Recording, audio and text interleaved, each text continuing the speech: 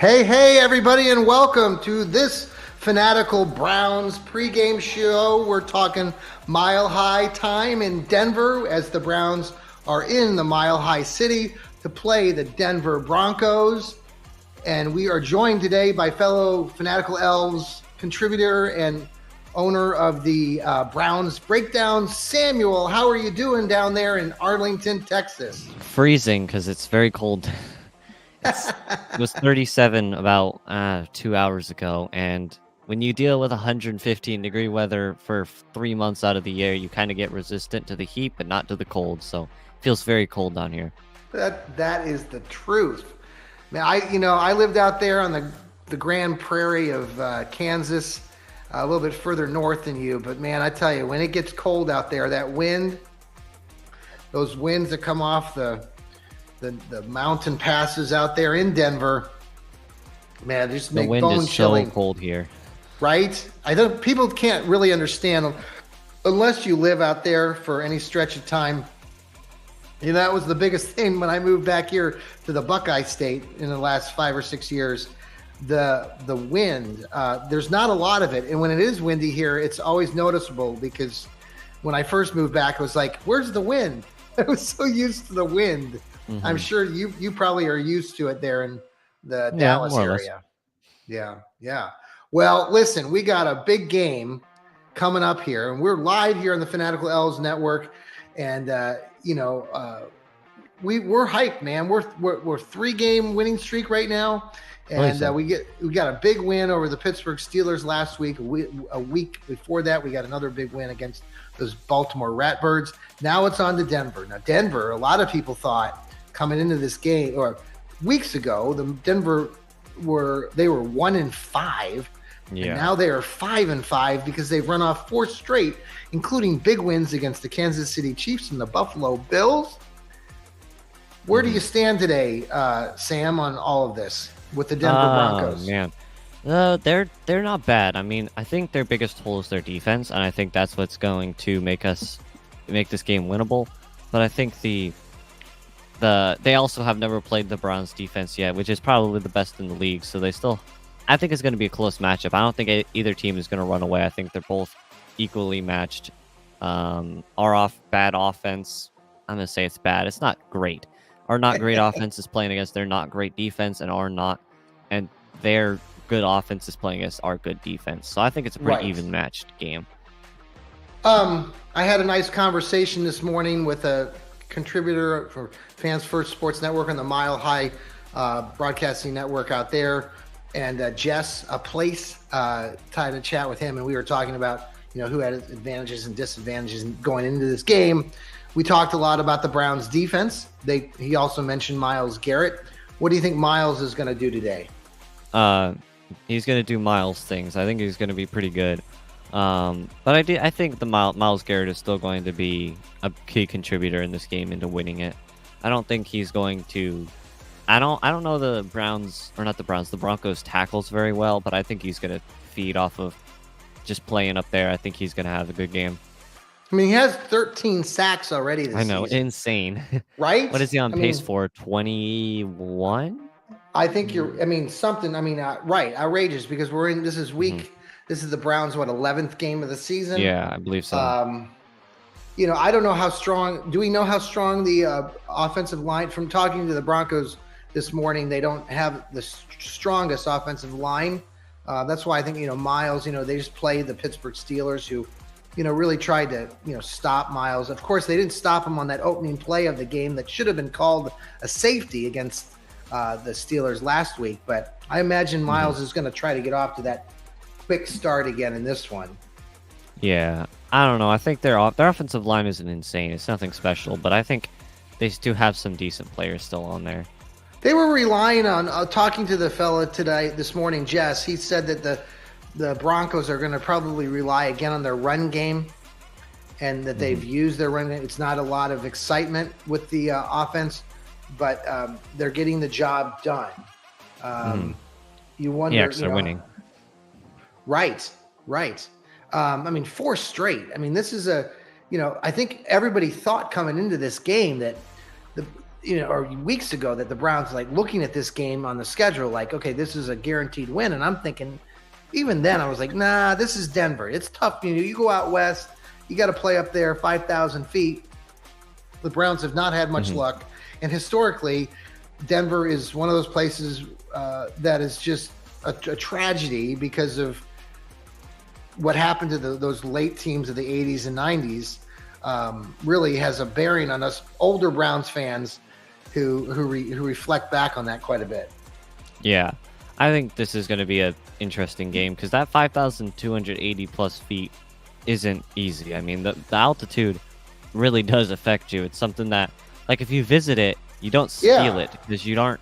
But if you go up to Denver and then run a mile, it'll feel a million times harder than running a mile down in Texas or up in Cleveland or wherever you're running. Have you been out there to the mountains?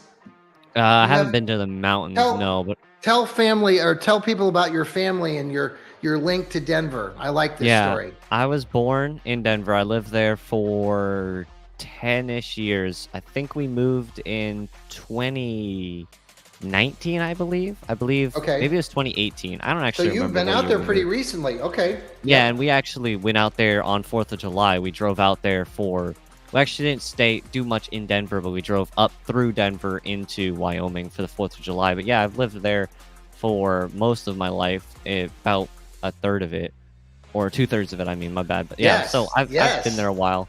Your mom is a diehard Bronco fan. Oh, yeah, definitely. How's that going this morning? How's that going today? It was funny. Last week, we were already trash talking just a little, but she's watched Elway. She watched the 2015 Super Bowl, and she watched all that stuff. The one against the, she watched Peyton Manning break all the records. So she was a Broncos fan for 30 plus years. Well, I give her credit for being a loyal fan. Denver fans are pretty loyal, and that's you look at certain fan bases, and it was actually kind of cool that the guy from Denver this morning acknowledged that when the Browns were taken from us by Art Modell to Baltimore, that Denver fans were really sad as well because Denver and the Browns had created quite a series, a rivalry. That really is hard to explain to some of you who are younger now because it really was something back in the late 80s, early 90s that was a consistent. And he was even telling me a story about how back when newspapers were much more popular, that the Cleveland paper and the Denver paper put in rival cartoon smashing each other's teams and putting them down. And he remembers that as a kid, seeing that. And that's what it was like when you were living back then, before all this social media now that we have. But where do you hey Sam, let's take a quick break on this pregame show, and then we will be right back. This is the Browns Fanatical pregame show. We're talking the Denver Broncos with Sam here. We'll be right back. And did you like those commercials, Sam? Yeah. That's our so we're talking Browns Broncos today here on the Fanatical Elves Network. Where do you see, Sam, the Browns have the biggest advantage going into this game? All right, well, I got two things. One, I want to say one more thing about me living in Denver. The only reason I'm not a Broncos fan is because I was insanely rebellious. My mom tried to raise me as a Broncos fan. I'm like, nope. In 2015, nice job. In 2015, I decided to be a Panthers fan to root against her in the Super Bowl. And so, but I was just rebellious. So that's why I'm not a Broncos fan, because I lived there for a while. But on to your topic, I think it's the defense. I think defense is if we look at Broncos statistics on defense, like advanced more statistics, they're like top or bottom 25 in a lot of things. And I think we just have a really, really good defense. I think the defense is what's going to carry us. I've said it multiple times before. This defense is going to drag us to the playoffs for sure. I hope you're right, Sam. I certainly do. I think you're on to something there, and I think we're all holding out that that's going to be what brings the Browns back to the playoffs. I will say, DTR last week didn't do a lot in between the first part of the game and the latter part of the game, but he did make it count when it mattered. He did help the team go on a nice drive through a couple completed passes. He didn't have 3 turnovers. No, I think that's it would have been for something is and when somebody you have a quarterback, yeah, when you have a quarterback that only throws for 180 yards, keeping turnovers low is crucial. Well, and then you look at somebody like David Njoku, who was targeted like 14 or 15 times in that game and dropped 4 or 5 that were just unexcusable. Yeah, that's strange. It's very strange. I think I've never been a real fan of David. I maybe have mentioned that before to you just because of some things that I've heard out there about how some of these players act and behave off the field. Mm-hmm. So he's never going to win me over, but some of those drops were very costly. Hope they weren't that costly, did not cost the Browns the game. But if they had lost that game, we would still be talking about David Njoku today. Anyway, opposite of David Njoku is Amari Cooper, who I have a little bit more respect for. Coop, I love the shirt there, Sam. He has having a great season again. Now, he didn't go for a ton of yards last week. I suspect that they're going to try to involve him a little bit more, the fact that the game's being played out in Denver. What are your thoughts about Amari today? Yeah, I in my projection episode that I published yesterday, I said that Amari's going to have about 60 yards and not the touchdown. I think I said Njoku's going to have the touchdown. But Amari's good. Amari's been good. But I think that I'm gonna change topics just a little. I think the run game is going to kill Denver. I think we're going to have – I said that we're going to score 2 touchdowns on the ground. I think the run game is really going to make Denver – I just have a feeling that the run game's just – I mean, the run's been really good. Ford has started to actually figure out how to not run backwards. Kareem Hunt has been good. Yeah, I think the running game is just going to kill Denver. No. The Browns until last week, I mean, they didn't have quite 100 yards rushing last week. But prior to that, I think there was a stretch, I mean, all season, really, the Browns run game has been consistently around that 150 yards to 100 and 200 yards rushing. And that's a good sign. And I think going into this game, that run defense for the Broncos is not very good. We even talked about that this morning with my Denver affiliate. So I do agree, Sam, that that's going to be something to watch early and often. Do you see Kevin Stefanski opening the playbook at all for DTR today? Let him throw the ball a little bit further down the field, or do we just keep it conservative? I still think one more week of conservativeness. That's not a word. But I think conservative. He still is a 5th-round rookie. He still has not showed that he can. He's been good, don't get me wrong, but he still has not showed he has been great. He still has not proven to be a true starter. The only reason he is even out there is because Watson is out. So I think we're still going to run it conservative. But if he throws 210 yards, a touchdown, and an interception, I think Stefanski is definitely going to realize, oh man, this kid actually might be for real.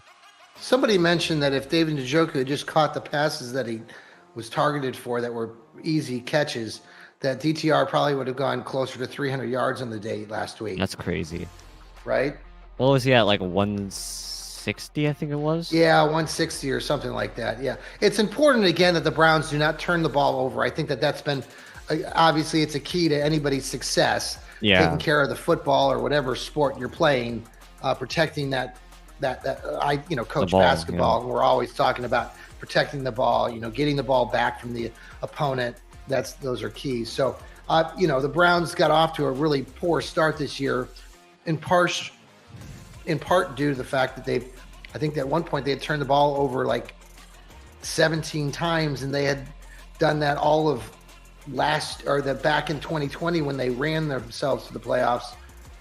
They had that total for the whole season on a 17-game season. So we're in week 11. We're in the 11th week for the Brownies. Final takes on this on the show or on the game coming up. How do you feel this game's going to work out? What do you expect? I projected 24-17 in Browns. I think the Browns are going to win. I think the run game's going to carry us, and I think the defense. This defense is so good. I just feel like they're really going to. I'm not thinking the Broncos are going to be bad. I don't think we're going to shut them out or anything. I think the Broncos, like I just said a second ago, 24-17. I think the Broncos just they just aren't going to be able to produce. I think this defense really going to make it tough for them. Who did to they do beat much. last week? Who did they beat? It was a home game for Denver. It was the Vikings, 20-21. Yeah. Broncos. The Vikings have had kind of an up and down season. I feel like the Broncos in this series of wins have kind of caught teams where they've kind of been slumping. You know, they beat the Chiefs, and the Chiefs, honestly, the Kansas City Chiefs catch a football. No, they've really been struggling all year, and they're not like the Chiefs of old. And I think they're, you know, and then the Denver or the Buffalo game against, you know, Josh Allen and folks, you know, that Buffalo team has also, they've struggled. And I think, yeah. On your point, the Buffalo game, sorry, but they missed the field goal, and the only reason they didn't win that game was they won that game was because of that 12 man on the field. Right. So, I mean, I know talking to the Denver affiliate, the men this morning, he said they were pulling their hair out and they thought it was the end of the season, you know, 4 weeks ago when they were 1-5. I mean, Sean Payton, the head coach of Denver, I mean, how long did he beat last? Russell Wilson, you know, he's he's done for, but, you know, he's kind of turned it around. And Sean Payton is a veteran coach who's been around the league for a long time with the New Orleans Saints. Yeah, I expect things to be interesting today. I think it's going to be close. I think the turnovers are going to be important to see where that falls. I do think the Browns defense will come to play. And I expect the Browns to pull out the win. But I'm not sure the last time they went out there. I think they did pull out the win in Denver. It was a Thursday night game. I think Baker Mayfield was quarterbacking then. I don't have the stats on that game, but we don't go out to Denver very often, but I think we did get the last win out there. Now, I remember back in 2007 or 8 when I went out there, and back then the Browns had Brady Quinn, who's the Fox Sports radio or TV guy now. He used to be the quarterback for the Brownies. At one point, everybody thought Brady Quinn was going to be the Cleveland franchise quarterback of the future. That, of course, about a lot of people. Yes, we have. Yes, we have. Past like 30 years, it feels like. Now, I listened to our Village Elliott, our contributor, the other day talking about Deshaun Watson. He was suspecting that Deshaun Watson will get his contract extended sooner than later. That they're going to preferably not giving him another $240 million guaranteed. Yeah. You know, I don't know. There's a lot of ups and downs. Don't you feel like half the Browns fan base just loathes Deshaun because of what you just said and because of the off the field things that he was involved in, and the other half want to tell us this half to just be quiet, that he's a franchise quarterback and we shouldn't be giving him a hard time because of all these injuries. Yeah. But he's injured, he's out, and now we're moving forward with DTR. What do you think? What do you make of the Joe Flacco pickup? Please keep that man off the field. I don't want this guy touching our team, man. He's old. What is he, like 38? I think I looked it up on the podcast. I think he's 38. He's old. He's washed. He hasn't been good in 5 years. I'd rather go roll out DTR again. I mean, but I'll tell you what Joe Flacco's done. If you go back and look historically at Flacco and his history against the Browns, he's been tremendous. Even last year, when the Browns had a 2-touchdown lead against him with the Jets, he was the quarterback who led that comeback. Obviously, it's nice to have a rookie wide receiver like Garrett Wilson. Yeah. But like, I mean, he's not okay. He's bad. He's not a good quarterback. If he was a good quarterback, he'd be on the field.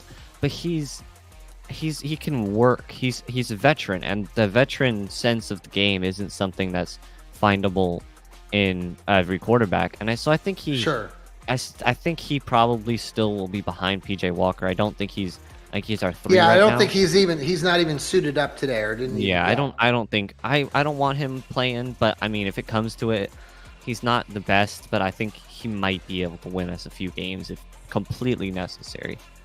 Right. Well, you know, if you're looking at it too from a long-term perspective, you know that Deshaun's not coming back. Mm-hmm. And if all our hopes and dreams coming up are that, you know, this could be the year the Browns can get to the Super Bowl, right? I hope so. right? But I mean, if you do, then you got to have somebody back there in case DTR gets injured. Then you got PJ Walker, and then you got to have somebody else. And the Browns have won playoff games over the years. There's old guy named Don Strock, who helped get the Browns a playoff or get to the Browns to the playoffs back when Bernie Kosar was still quarterback. And he was like 45 years old or something. This was back in the late 80s, early 90s. So anything's possible. And I don't know. It's funny with the Browns. Do you think the Browns have a shot at getting to the you think that they got a shot at getting the playoffs? Legitimately, do you think the Browns have a shot at getting to the Super Bowl? If I'm not mistaken, I think if the Chiefs lose and the Ravens lose, I believe we become the 1 seed. Wow. I think so, because I think the Ravens will fall to 8-4. We'll move to 8-3. Technically, who the Ravens got? Who do they play? Chargers, if I'm not mistaken. Sunday Night Football. But okay. Maybe I'm wrong. Maybe the Ravens would still we'd be tied with them because they haven't had a bye week yet. But I think since we're only half game back, I think you'd have to check me on this, but I think if the Ravens and the Chiefs lose, the Browns become the 1 seed in the AFC. Because I'm pretty sure the Ravens are the 1 seed right now. That would be tremendous. No, it's just going to be a fun. I think the Browns have put themselves in a position now at 7-3 where it's important to get the wins, and obviously that's what we need to do today out in Denver. But the interesting part about this season in all of the NFL is that there really isn't a legitimate number one that everyone is scared of. Obviously, we talk about Kansas City, we talk about Buffalo, kind of being those teams in Philadelphia. Eagles, 49ers, who knows? Maybe. Right, 49ers are up and down. They kind of got got it back the other day, but. I think the Browns are with that defense that we keep talking about. So we'll look for that defense to stand up and stand tall and hopefully provide a spark today as the Browns battle the Denver Broncos out at Mile High Stadium. Final take, Sam? Well, I mean, they've had 70 points scored on before, so let's just do it again. They had 350 rushing yards in that game, by the way, the Dolphins, so... Yes. I wouldn't mind 350 rushing yards for us. But no, I think the Broncos are a good team. I don't think they're going to roll over and die like we expected them to when they lost to the Chiefs, falling to 1-5. They have fight in them. They clearly are. They're on a hot streak. Momentum is weird. Who knows if it exists or who knows if it doesn't. It's a weird thing, but I think if momentum does exist, they got all the momentum right now. Yeah. No, I think the Browns need to be fans need to be cautiously optimistic. I look for the Browns to win a close one again. I would look for a field goal kicker, old reliable Dustin Hopkins, to come through potentially a few times in this game with that Mile High view. He might be able to kick a few grand of 60 plus. Who knows? And Stefanski's been calling a halfway decent game. We'll see how he uses that to his advantage, potentially, without the Denny's menu. It's so funny to me, Sam. All these fans and even contributors on our own podcast talk about this Denny's menu, and they get so mad when we bring up the whole Denny's menu thing and how we make fun of Kevin Stefanski because of that. And they are all their coaches do the same thing, Andy Reid and all this stuff. But it's just a big joke. And I think most of us know that. It's funny, though, because then some of those that talk about the Browns and Stefanski want to tell us not to be we can't be fans then. Or we can't have an opinion. It's okay. Strange. I know. Well, I hope you enjoy the cold weather out there. No, I hope you don't. Hope it gets warm out there in Arlington and the wind stops blowing. I'm enjoying the cold. At least I'm not melting every time I walk outside. Is the game going to be on streamed on your TV there locally? It might be. I'm not sure. Okay. I have ways to get access to it, though. Do you watch it on your computer or TV? Yeah. We just Chromecast it. Gotcha. Well, for your mom, tell your mom I hope that your Broncos lose. And I will. There'll be plenty of that going around. I bet. Well, enjoy your afternoon, Sam. Let's get a Browns win. Go Browns. This is the Fanatical Elves Network. You've been part of the Browns pregame show. We will be having a postgame show after the Browns defeat the Broncos. So Destroy come them, back. Not defeat them. Come back to that. and we'll be talking more about the Browns' victory and on Victory Monday. Everybody, thanks again for tuning in to YouTube, to Spotify, watching us here on YouTube, on the X. We can't do these shows without your support. We continue to grow because of you guys spreading the love, telling your fans, telling your friends, hey, listen to these guys in the Fanatical Elves Network. We got contributors like Sam, we got Village Elliott, Steve Gill, Rod Bloom, Joe Cade, who all bring it every week. Thanks again. This is John. That's Sam. Take care. Go Browns.